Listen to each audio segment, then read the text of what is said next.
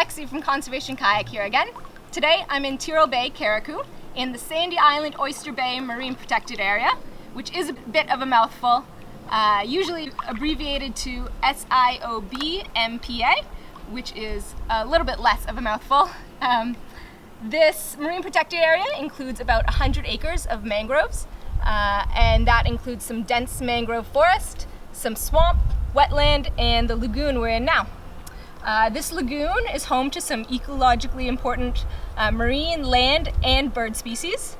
But today we're here to look at one marine species in particular, and that's the Cassiopea, or also known as the Upside Down Jellyfish. These jellyfish spend most of their time on the bottom of the lagoon, but the water here is so clear that we can often see them from the surface in our kayaks. Let's see if we can get a closer look. Upside down jellyfish get their name from the fact that they spend most of their time upside down with their tentacles facing up. This is because their tentacles host what are called zooxanthellae. Zooxanthellae are single-celled plankton that have the ability to photosynthesize. That means that, just like terrestrial plants, they use the energy from the sun to produce their own food. The jellyfish gives these zooxanthellae a safe place to live, and in exchange, the zooxanthellae produce food for the jellyfish. This is what's called a symbiotic relationship, meaning that both partners benefit. It also means that they're dependent on one another, and one cannot survive without the other. Corals have a similar relationship with zooxanthellae, and along with upside down jellyfish, it makes them incredibly sensitive to changes in their environment.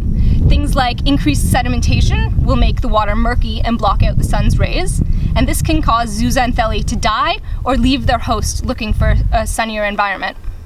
But what does this all have to do with mangroves?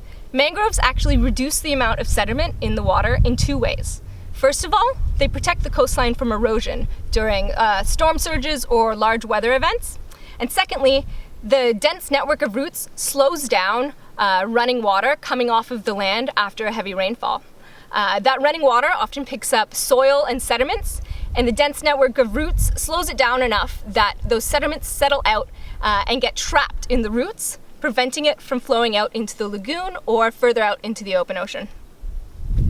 In this way, mangroves protect not just the inner lagoons and waterways, but also the coral reefs in the open ocean further out. Mangroves keep this water really nice and crystal clear, so we can appreciate the Cassiopea jellyfish from our kayaks.